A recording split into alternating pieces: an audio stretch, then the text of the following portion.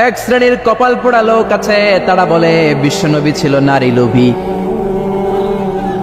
বিশ্বনবী ছিল নারীর দেহ ভোগ করার জন্য পাগল পাড়া। আরো জোরে নাউযুবিল্লাহ। তারা আমার নবীরে চিনে নাই, আমার নবীর জীবনী জানে না, আমার নবীর বায়োগ্রাফি পড়ে নাই। বিশ্বনবী তার জীবনের একটা বিয়েও নিজের ইচ্ছায় করে নাই। করেছেন কার ইচ্ছায়? আর জোরে কার? বিশ্বনবী তার প্রথম বিয়েটা করেছেন বিশ্বনবী যখন 25 বছর বয়স। কত বছর? বিয়ে করলেন সাইয়্যিদাতুনা খাদিজা রাদিয়াল্লাহু তাআলা আনহাকে। উনার বয়স তখন কত ছিল? Can you imagine?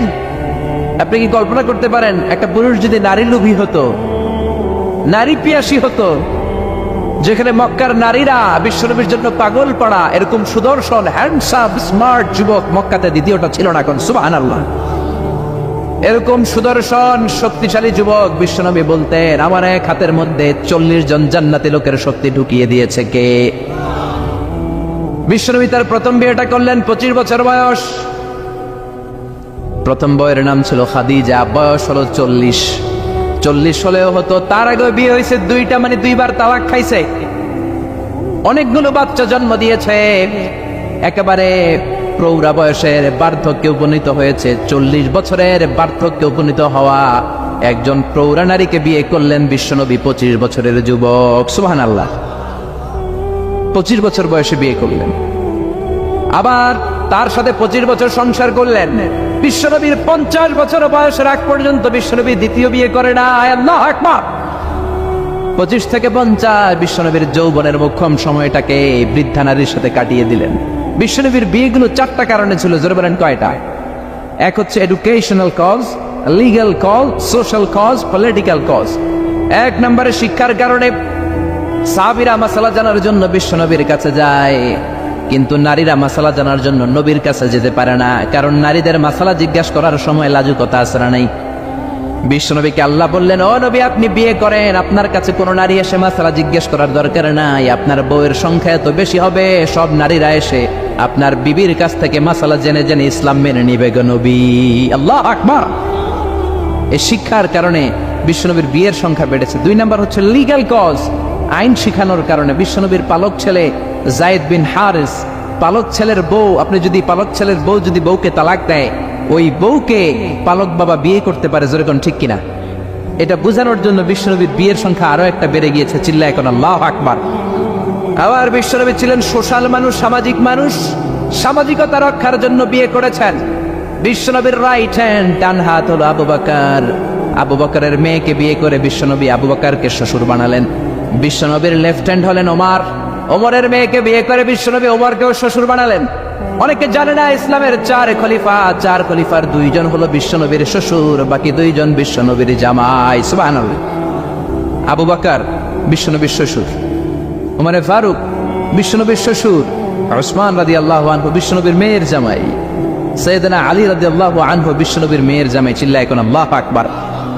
তাহলে 1 নম্বরে গেল এডুকেশনাল কজ, 2 নম্বরে লিগ্যাল কজ, 3 নম্বরে সোশ্যাল কজ, 4 নম্বর হচ্ছে পলিটিক্যাল কজ, রাজনৈতিক কারণে। বিশ্বনবী ইহুদিদের দুর্গে হামলা করলেন, খায়বার দুর্গ, আল্লাহু আকবার বলে বিজয় লাভ করলেন। বিজয় লাভ করার পরে আল্লাহ বললেন, ও মুহাম্মদ সাল্লাল্লাহু, খায়বারের যে ইহুদি নেতা তার মেয়েকে তুমি বিয়ে করো। বিশ্বনবী তাকে বিয়ে করলেন, সাফিয়া বিনতে হুয়াইব ইবনে আখতাব। বিশ্বনবী যখন সাফিয়াকে বিয়ে করলেন, সমস্ত ইহুদিরা চিন্তা করলো, হায় হায়, যার সাথে এতদিন যুদ্ধ করলাম এ হয়ে গেছে এখন আমাদের বেয়াই। বিশ্বনবী হয়ে গেছে বেয়াই, শত্রুপক্ষ হয়ে গেছে শ্বশুর বাড়ি। কোন সুবহানাল্লাহ। হাজার হাজার ইহুদি বলে, আর এই লোকের সাথে তরোয়ার দিয়ে যুদ্ধ করার দরকার নাই, সবাই পড়ে নাও লা ইলাহা ইল্লাল্লাহু মুহাম্মাদুর রাসূলুল্লাহ সাল্লাল্লাহু। এই কারণে বিশ্বনবীর বিয়ের সংখ্যা বেড়েছে। একটা বিবিকেও বিশ্বনবী নিজের মন মতো বিয়ে করেন নাই, করেছেন একজনের অর্ডারে। তিনি কে? এই জন্য প্রত্যেক বিবিকে বিশ্বনবী একটা ঘর দিয়েছেন, এটাকে আরবিতে বলে হুজরাত। এই হুজরার নামে এই সূরার নাম সূরাতুল হুজরাত। পড়েন আল্লাহু আকবার। এটা মাদানী সূরা। এখানে আল্লাহ তাআলা আমাদেরকে কিছু সোশ্যাল নর্মস শিখিয়েছেন, সামাজিক রীতিনীতি শিখিয়েছেন। এই সূরাটাকে বলা হয় সূরাতুল আখলাক, চরিত্র গঠনের সূরা। সোশ্যাল এন্ড এথিক্যাল কিছু অ্যাটিটিউডস শেখানো হয়েছে, দ্য সোশ্যাল অ্যাটিটিউডস ইন ইসলাম।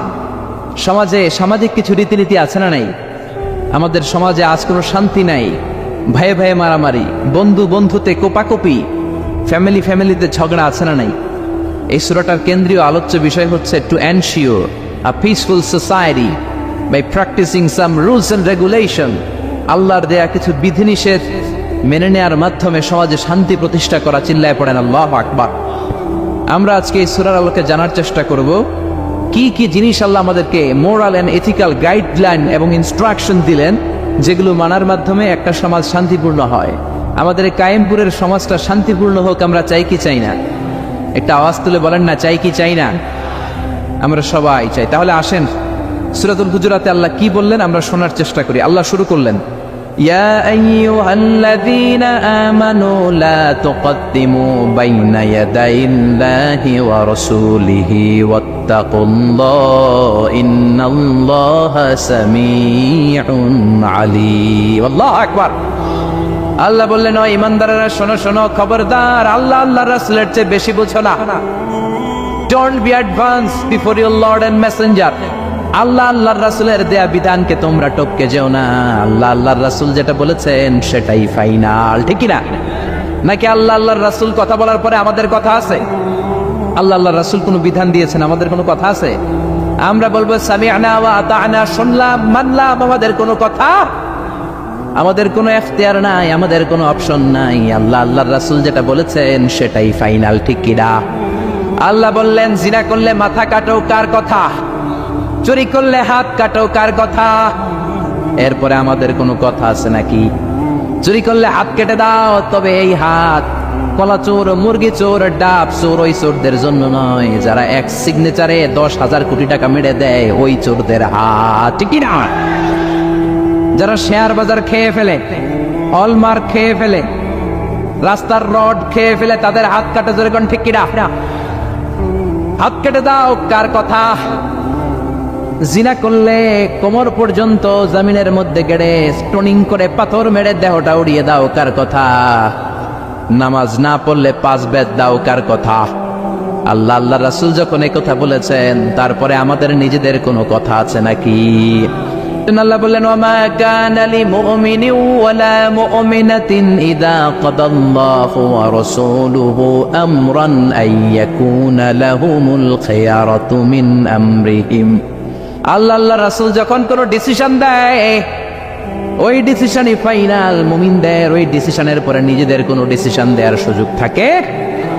এজন্য ইসলাম আমরা রাসূলের কাছ থেকে শিখব। বিশ্বনবী যতটুকু শিখিয়েছেন ততটুকু ইসলাম। বিশ্বনবী মাগরিবের সালাত পড়েছেন 3 রাকাত, আমরা যদি পড়ি 5 রাকাত, কবুল হবে নাকি? জোরে বলেন, হবে? কেন হবে না? কারণ নবী শিখায় নাই। চিল্লায় কোন ঠিক কিনা? কথা কি বুঝতে পেরেছেন? কারণ নবী শিখায় নাই, বিশ্বনবী যা দিয়েছে তাই ইসলাম। এজন্য আল্লাহ বললেন, ওমা আতাকুমুর রাসূলু ফাখুযুহু, বিশ্বনবী যেটা দিয়েছেন সেটা ধরো। ওয়ামা নাহাকুম আনহু ফান্তাহু, বিশ্বনবী যেটা নিষেধ করেছেন সেটা থেকে দূরে থাকো, ঠিক কি না? নবী যা দিয়েছেন তাই ইসলাম, নবী যা করেছেন তাই ইসলাম, সেটাতেই কল্যাণ আর বরকত আছে না নাই? আপনি যদি চান আমি বিশ্বনবীর চাইতে বেশি বুজুর্গ হব, হতে পারবেন? আপনি যদি কোন আমি নবীর চাইতে বড় তাকওয়াবান হব, হতে পারবেন? কোন পাগলের যদি এই কথা বলে এটা শোনা যাবে? কারণ নবীর চেয়ে বড় মুত্তাকি হওয়া যায়, নবীর চেয়ে বড় বুজুর্গ হওয়া যাবে। নবী যা বলেছেন তাই ইসলাম।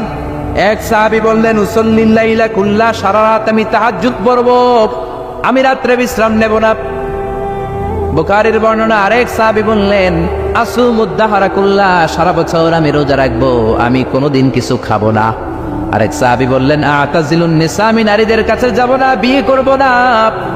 এই 3 সাহাবীর 3 কথা যখন বিশ্বনবী শুনলেন, বিশ্বনবীর চেহারাটারে আগুনের গোলার মতো লাল করে দিল কে? বিশ্বনবী সাহাবাদের দমক একসাথে ডেকে ধমকাতে শুরু করলেন। বিশ্বনবী বললেন, কে বলেছো সারা রাত নামাজ পড়বে, ঘুমাবে না? কে বলেছো? দাঁড়াও। যেই সাহাবী বলেছেন, ভয়ের চোটে ওই সাহাবীর মুখ দিয়ে কোনো কথা বের হয়। বিশ্বনবী বললেন, খবরদার, সারা রাত্রি যদি তাহাজ্জুদ পড়ো, ওই তাহাজ্জুদ আল্লাহর দরবারে কবুল হবে। কেননা বিশ্বনবীর তাহাজ্জুদের সিস্টেম ছিল, মনোযোগ দিয়ে শোনেন, বিশ্বনবীর তাহাজ্জুদের সিস্টেম ছিল এশার নামাজের পরে বিশ্বনবী ঘুমায় যেতেন। বিশ্বনবী এশার সালাতের পরে ঘুমিয়ে যেতেন। মাঝরাতে বিশ্বনবী তাহাজ্জুদের জন্য উঠতেন, 3-4 ঘন্টা তাহাজ্জুদের নামাজ পড়তেন। ফজরের নামাজের আগ দিয়ে আবার নবী ঘুমায় যেতেন। আবার ওই ঘুম থেকে উঠে ওযু ছাড়া 2 রাকাত ফজরের সুন্নাত পড়ে তারপরে বিশ্বনবী ফজরের নামাজের ইমামতি করতেন। সুবহানাল্লাহ, আর জোরে সুবহানাল্লাহ বলেন। বিশ্বনবী ঘুম থেকে উঠে ওযু করতেন না, কারণ ঘুমালে নবীদের ওযু ভাঙে না। সুবহানাল্লাহ। সারা রাত জেগে বিশ্বনবী তাহাজ্জুদ পড়েছেন এমন কোন হাদিস? বিশ্বনবী আশার নামাজের পরে ঘুমাতেন, মাঝরাতে তাহাজ্জুদ পড়তেন, ফজরের আগ দিয়ে সামান্য একটু ঘুমাতেন। এটার বলে পাওয়ার ন্যাপ। দেখবেন অনেক বাসায় ইজি চেয়ার থাকে, এরকম ন্যাপিং করা যায়। 10 মিনিটের একটা পাওয়ার ন্যাপ নিবেন, অ্যালার্ম দিয়ে রাখবেন, উঠে দেখবেন শরীরটা তরতাজা। ঠিক কিনা? এরকম পাওয়ার ন্যাপ নিতেন ফজরের আগে, ঘুমাতেন, নামাজ পড়তেন, আবার ঘুমাতেন, আবার নামাজ পড়তেন। ওয়া ইন্না ফি লিজাসাদিকা আলাইকা হক, তোমার দেহের একটা হক আছে না নাই? আপনি সারা রাত যদি নামাজ পড়েন দিনের বেলায় অফিস করতে পারবেন। এজন্য বিশ্বনবী বললেন, খবরদার সারা রাত নামাজ পড়বা না, ঘুমাবা আবার নামাজ পড়বা, ঘুমাবা আবার নামাজ পড়বা, কবুল করে নেবে কে? আবার যে সাহাবী বললেন আমি সারা বছর রোজা রাখবো, রোজা ভাঙবো না, বিশ্বনবী ওই সাহাবীকেও আচ্ছা মতো ধমক দিলেন, বললেন সারা বছর রোজা রাখলে রোজা কবুল হবে না। ওয়া ইন্নী আখশাকুম লিল্লাহ ওয়া আতকাকুম লাহু, আমি তোমাদের মধ্য থেকে সবচেয়ে বড় মুত্তাকি। বিশ্বনবী শুধু মুত্তাকি নয়, তিনি ইমামুল মুত্তাকিন। ঠিক কি না? তিনি ইমামুল মুত্তাকিন। বিশ্বনবীর চাইতে বড় মুত্তাকি হওয়া যাবে? বিশ্বনবীর চাইতে বড় মুত্তাকি হওয়া যায় না, বিশ্বনবীর চাইতে বড় বুজুর্গ হওয়া যায় না। বিশ্বনবী বললেন, খবরদার সারা বছর রোজা রাখা যাবে না। আমি বিশ্বনবী হয়ে, আমি মুত্তাকিদের ইমাম হয়ে সপ্তাহে রোজা রাখি মাত্র 2টা। জোরে বলেন কয়টা? আমি শুধু সোমবারে রোজা রাখি, বৃহস্পতিবারে রাখি, আর বাকি 5 দিন আমি খাই। সুবহানাল্লাহ।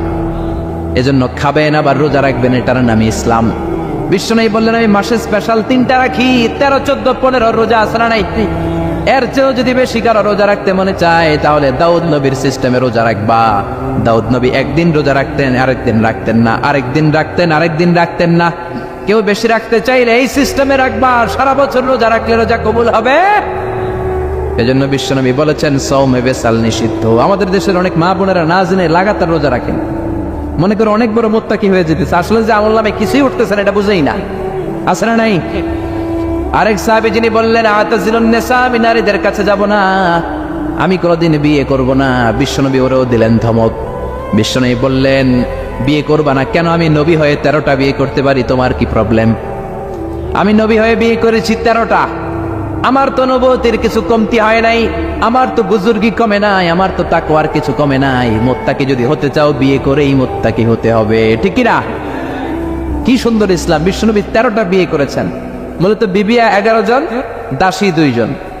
খাদিজা বিনতে খুয়াইলিদ, আয়েশা বিনতে আবি বকর, হাফসা বিনতে উমর, জাইনাব নামে 2 বউ, জাইনাব বিনতে জাহাশ, জাইনাব বিনতে খুজাইমা, সাফিয়া বিনতে হুয়াই ইবনে আখতাব, সাউদা বিনতে জামাআ, জুয়াইরিয়া বিনতুল হারিস, মাইমুনা বিনতুল হারিস, উম্মে সালামা বিনতে আবি উমাইয়া, আর উম্মে হাবিবা রামলা বিনতে আবি সুফিয়ান। এই 11 জন বউ ছিল। পড়েন আল্লাহু আকবার। বিশ্বনবীর দাসী ছিল 2 জন, একজনের নাম হলো রাইহানা, রাইহানা বিনতে যায়েদ আন-নাদারিয়া, আর এক দাসীর নাম ছিল মারিয়া, পুরো নাম হলো মারিয়া বিনতে শামউন আল-কিবতিয়া। সুবহানাল্লাহ পড়েন। বিশ্বনবী বললেন আমি তো নবী হয়েছি, আমার বউ আছে 13টা, আমার তো নবুয়তের কিছু সমস্যা হয় নাই, আমার তো তাকওয়ার কমতি হয় নাই, আমার তো বুজুর্গি কমে নাই, তুমি বিয়ে করবা না কেন? আন-নিকাহু মিন সুন্নতি ফামান রাগিবা আন সুন্নতি ফালাইসা মিন্নি। বিয়ে করা আমি নবীর সুন্নাত, আর আমার সুন্নাতকে যে ঘৃণা করে সে কখনো আমার উম্মত হতে পারে না। আল্লাহু আকবার। এজন্য বিশ্বনবী যেটা শিখিয়েছেন সেটাই ফাইনাল। বিশ্বনবী যতটুকু শিখিয়েছেন সেটাই ফাইনাল। নাকি তারপরও নিজে বুজুর্গি করবেন, তাকওয়াগিরি দেখাবেন? আর এগুলো করা যাবে? এজন্য আল্লাহ বললেন ইয়া আইয়ুহাল্লাযীনা আমানু লা তুকদ্দিমু বাইনা ইয়াদাইল্লাহি ওয়া রাসূলিহি ওয়াত্তাকুল্লাহ ইন্নাল্লাহা সামিউন আলীম। ও ইমানদারেরা, আল্লাহ আল্লাহর রাসূল যেটা বলেছে সেটাই ফাইনাল। আল্লাহ আল্লাহর রাসূলের চেয়ে বেশি অগ্রগামী হয়ো না, বেশি টপকে যাও না, মাতব্বরি করো না। কারণ আল্লাহ আল্লাহ রাসূল যা বলেছে তার বাইরে যে কাজ করলে কবুল হবে। এরপরে আল্লাহ ইমানদারদেরকে আবার ডাক দিলেন, আবার বললেন, ইয়া আইয়ুহাল্লাযীনা আমানু লা তারফাউ আসওয়াতাকুম ফাওকা সাওতিন নবী। ও ইমানদারেরা, খবরদার, নবীর কণ্ঠের চাইতে তোমাদের কণ্ঠ যাতে বড় হয়ে না যায়। কার কথা? আল্লাহ সাহাবাদের বললেন, ও সাহাবারা, শোনো শোনো, আমার নবীকে আমি কারো কাছে রাখি নাই, তোমাদের কাছে রেখেছি। আমার নবী তোমাদের সাথে নামাজ পড়ে, তোমাদের সাথে ঘুরতে যায়, তোমাদের সাথে জিহাদ করে। তার মানে এই নয় তোমরা তোমাদের সাথে যেমন ব্যবহার করবা নবীর সাথেও তেমন ব্যবহার করা যাবে নাকি? যাবে যাবে যাবে। আমি আমার বন্ধুরে ডাকলাম, ও সলিমুল্লাহ কেমন আছো?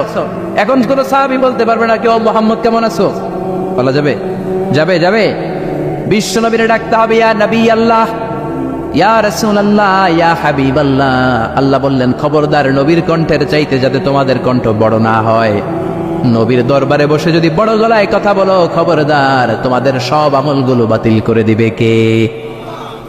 নবীর দরবারে বড় গলায় কথা বলা যায় না। এই আয়াতের একটা ব্যাকগ্রাউন্ড আছে। বনু তামিমের বেদুইনরা আসলো নেতা বানানোর জন্য। কে হবে নেতা? বিশ্বনবী সাহাবাদের নিয়ে মিটিং করলেন, ও সাহাবারা পরামর্শ দাও। আবু বকর বললেন, আমার পরামর্শ এই লোকটা নেতা হলে ভালো। সাইয়েদনা ওমর ফারুক বললেন, আমার পরামর্শ এই লোকটা না, ওই লোকটা হলে ভালো। আবু বকর বলেন, না ওমর, আপনি বোঝেন নাই, আমি যার কথা বলেছি সেই ইশারা। ওমর কয়, আমি যার নাম প্রস্তাব করছি হাতে ইশারা। আবু বকর বলে, না আমি যার কথা বলছি এইটাই। ওমর কয়, না আমারটাই। ঝগড়াঝাটি আছে না নাই?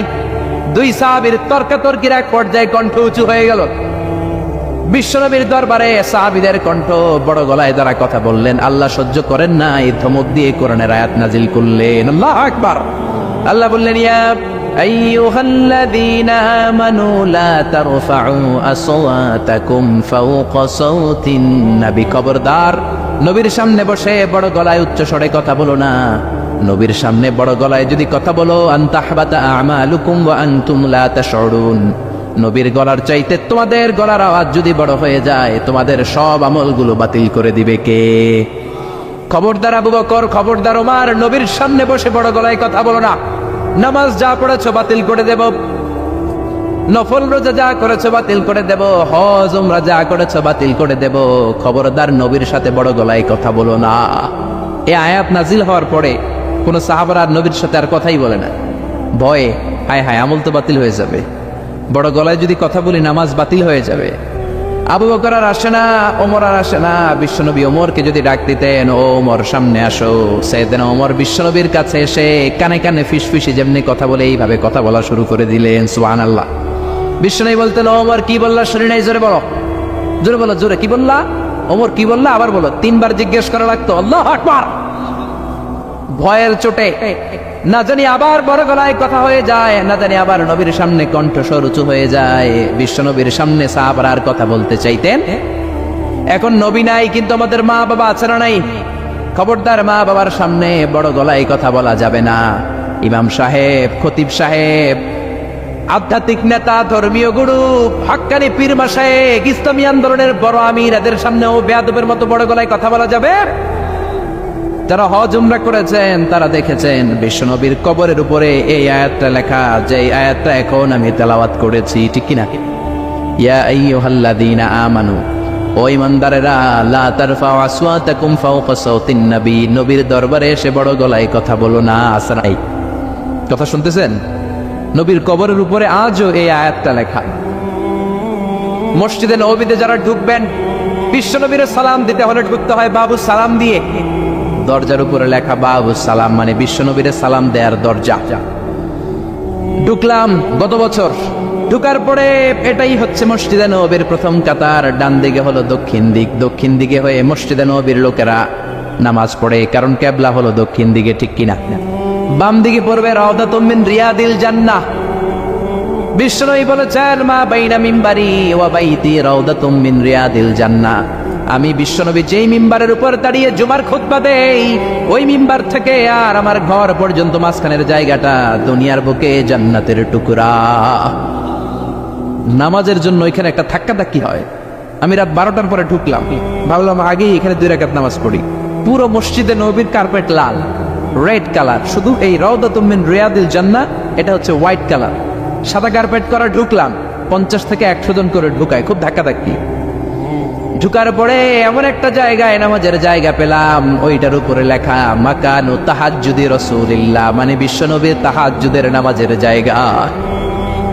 আল্লাহর শুকরিয়া জানিয়ে 2 রাকাত সালাত করলাম ওইখানে, রাউদাতু মিন রিয়াদিল জান্নাহ। তারপরে বেরোলাম, বের হয়ে প্রথম কাতার দিয়ে হাঁটছি, নবীরে সালাম দেব। কিছুদিন যাওয়ার পরে রাউদাতু মিন রিয়াদিল জান্নাতের বর্ডার শেষ, বিশ্বনবীর কবরের আগে বাম দিকে আরো একটু জায়গা আছে। সাইয়েদনা ঈসা আলাইহিস সালাম যখন দাজ্জালকে হত্যা করার জন্য জমিনে নামবে, উনি ইন্তেকাল করার পরে বিশ্বনবীর বাম পাশে, বাম হাতের পাশে যে ছোট্ট জায়গা, এই পাশে সাইয়েদনা ঈসা আলাইহিস সালাম শুয়ে থাকবেন। হাঁটতে আরম্ভ করলাম, পড়ে গেল বিশ্বনবীর কবর।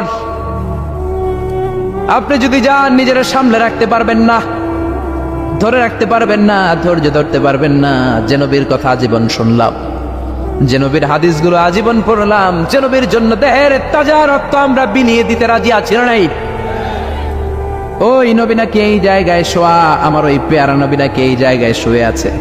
বুকটা ফেসে চিৎকার আসে, চিৎকার দিয়ে নবী গো বলে ডাকতে পারে চায়, কিন্তু খবরদার, নবীর কবরের উপরে একটা লেখাইয়া আইয়ুহাল্লাযীনা আমানু লা তারফাউ আসওয়াতাকুম ফাওকা সাওতিন নবী। খবরদার, খবরদার, নবীর কবরের পাশে এসেছো, নবীর দরবারে এসেছো, বড় গলায় কথা বলো না। বড় গলায় কথা বললে তোমার আমলগুলোরে বাতিল করে দিবে কে? হাজার হাজার নবীর পেয়ারা উম্মত চোখের পানি ছাড়ে, দার দার করে চোখের পানিগুলো ঝরে পড়ে, দা দা করে চোখের পানি ছাড়ে, কিন্তু চিৎকার দিতে পারে না। বিশ্বনবীর সালাম দিতে দিতে বের হয়ে যায়। এজন্য বিশ্বনবীর সম্মান আল্লাহর কাছে এত বেশি, দুনিয়াতেও যেমনি বিশ্বনবীর কাছে সে বড় গলায় কথা বলা যায় না, ইন্তেকালের পরে বিশ্বনবীর রওজার সামনে, কবরের সামনে দাঁড়িয়ে আপনি বড় গলায় সালাম দিতে পারবে? যদি আপনি ওখানে বড় গলায় কথা বলেন, আল্লাহ বললেন আনতাহবাতা আমালুকুম আনতুম লা তাশউরুন, তোমাদের সব আমল বাতিল করে দিবে কে? এজন্য বিশ্বনবীরে খুবই ঠান্ডা মেজাজে, আদবের সাথে, ভদ্রতার সাথে সালাম দিতে হয়, ঠিক কিনা? বিশ্বনবীরে সালাম দিবেন, তারপরে পাবেন সাইয়েদনা আবু বকরের কবর লেখা আবু বকর সিদ্দিক রাদিয়াল্লাহু। তার একটু সামনে গেলে সাইয়েদনা ওমরের কবর, তারপরে আপনি বাবুল বাকি দিয়ে বের হয়ে যাবেন। পড়েন সুবহানাল্লাহ। এরপরে আল্লাহ বললেন ইন্নাল্লাযীনা ইউনাদুনাকা মিন ওয়ারাইল হুজুরাতি আকসারুহুম লা ইয়াকিলুন। ও নবী, আপনার বিবিদের কামরার বাইরে থেকে যারা আপনারা বেয়াদবের মতো ডাকে, এরা বেআক্কেল। লা ইয়াকিলুন মানে কি? বেআক্কেল, আকল নাই। বনু তামিমের লোকগুলো এসেছে, সভ্যতার ছোঁয়া গায়ে লাগে নাই, বেদুইন, এরা ভদ্রতা জানে না। বিশ্বনবীর ঘরে এসে ডাকা শুরু করছে, ইয়া মুহাম্মদ, ইয়া মুহাম্মদ, উখরুজ ইলাইনা, উখরুজ ইলাইনা। ও মুহাম্মদ, বাড়ি আছো নাকি? বাড়ি আছো নাকি? বেরো, বেরো। আদব না বেয়াদব? জোরে বলেন। আল্লাহ ধমক দিলেন, বললেন আকসারুহুম লা ইয়াকুলুন, এগুলার আকল নাই, মুখ মাফি, আকল মাফি, আকল নাই, মগজ নাই, মাথার ভিতরে কোনো খিলু নাই। কারণ যেন তেন লোকের কাছে তুমি আসো নাই, এটা নবীর দরবার, ভদ্রতার দরকার আছে না নাই? আল্লাহ বললেন ওয়ালাউ আন্নাহুম সাবারু, যদি এই লোকগুলো বেয়াদবি না করে ধৈর্য ধরতো, কতক্ষণ? হাত্তা তাখরুজা ইলাইহিম, যতক্ষণ না বিশ্বনবী তাদের কাছে বের না হয়, লাকানা খায়রাল লাহুম, এটাই তাদের জন্য ভালো হতো। কার কথা? এজন্য কারো বাসায় গেলে ধৈর্য ধরবেন। আল্লাহ বললেন এই বেয়াক্কেল গুলো অন্য মানুষের মতো, বন্ধুর বাড়িতে গেলে যেমনি ডাকে, এই কলিমুদ্দিন, এই নবীর বাড়িতে যাও ডাকা শুরু করছে, এই মুহাম্মদ, এই উখরুজ ইলাইনা, বেরো। এটা কি বন্ধুর বাড়ি নাকি বিয়ের বাড়ি নাকি? এটা বিশ্বনবী, আখিরি নবী, আখিরি জামানার পয়গম্বর। বিশ্বনবীর সম্মান আল্লাহর কাছে আছে রাড়াই, যে আল্লাহ বিশ্বনবীর কাছে কথা কইতে রইলে সম্মান দিয়া বলে তুমি কোন সলিমদ্দি আর কলিমদ্দি, ঠিক কিনা? এজন্য ভদ্রতার সাথে ডাকো, ধৈর্য ধরো, যতক্ষণ না নবী বের হয়। বিশ্বনবী কাইলুলা করতেছিলেন। কি করতেছিলেন? দুপুরের খাবার খেয়ে এক বিবির ঘরে কাইলুলা করতেছিলেন। আল কাইলুলা মানে হচ্ছে ঘুম আর জাগ্রত থাকার মাঝামাঝি একটা অবস্থা, টসিং এন্ড টার্নিং, ডান পাশ হওয়া বাম পাশ হয় না, খাওয়ার পর একটু গড়াগড়ি দিতে ভালো লাগে, শীতকালে এটা বেশি ভালো লাগে, ঠিক কিনা? এরকম গড়াগড়ি দিলে পেটের ভাত তাড়াতাড়ি হজম হয়ে যায়। সুবহানাল্লাহ বলবেন না? বিশ্বনবীর সুন্নাহ যেখানেই আছে ওখানে বরকত বেশি না কম? বিশ্বনবী কাইলুলা করতেছিলেন, ওরা এসে বেয়াক্কেলের মতো ডাকতেন শুরু করলেন, ও মুহাম্মদ, ও মুহাম্মদ। আল্লাহ বললেন ওরা যদি ধৈর্য ধরতো ওদের জন্যই ভালো হতো। এজন্য কারো বাসায় গেলে তাড়াহুড়ো করবেন না। অনেকে এমপি সাহেবের বাসায় যায়, সিগনেচার লাগবে, এই কাজ ওই কাজ, এমপি সাহেব বের হওয়া পর্যন্ত অপেক্ষা করবেন, এটাই ভদ্রতা। পাগল হয়ে যায়, আসে না কেন? আরে আসে না কেন? হুজুরের বাসায় যায় দেখা করার জন্য, হুজুর বেরোয় না কেন? হায় হায় আসে না কেন? এরকম অভিযোগ আছে না নাই? আরে হুজুরও তো মানুষ, হুজুরেরও তো বাসায় একটা পেরেশানি থাকতে পারে, একটা ঝামেলা চলতে পারে, তার অজু গোসলের দরকার হতে পারে, তারপরে ফ্রেশ হয়ে আপনার কাছে আসা লাগবে। চিল্লা এখন ঠিক কিনা? এগুলো বুঝবেন, না হলে আপনারাও ব্যাককেল। আল্লাহ বললেন দুনিয়ার যারা এই সিস্টেম মানে না, এই পন্থাগুলো অনুসরণ করে না, এগুলো মফ মাফি আকল নাই, ব্যাককেল বলে আল্লাহ গালি দিচ্ছে। এজন্য ধৈর্য ধরবেন। আর সবচেয়ে বেটার, কারো বাসায় যাওয়ার আগে অ্যাপয়েন্টমেন্ট নিয়ে যাবেন। কি নিয়ে? আগে ফোন করে অ্যাপয়েন্টমেন্ট নিয়ে যাবেন, তারপরে সালাম দিয়ে ঢুকবেন। 3 বার দরজায় নক করবেন, আর দরজার দিকে সরাসরি মুখোমুখি হয়ে দাঁড়াবেন না। বিশ্বনবী বলেছেন হয় ডান দিকে হয়ে দাঁড়াও, নয় বাম দিকে হয়ে দাঁড়াও। কেননা হুট করে কোনো নারী যদি খোলে, চেহারার সাথে চেহারা আছে না নাই? ঝামেলা আছে না নাই? দুইজনের মাঝখানে শয়তান বাবু আছে না নাই? এজন্য নারীরা খবরদার, দরজা খোলার সময় সাবধানে, আগে সামান্য একটু খোলে উকুকুকি দিয়ে দেখবেন কে এসেছে, ঠিক কিনা? ফোন রিসিভ করার সময় সাবধান, স্বামীর ফোন যত কম রিসিভ করা যায়।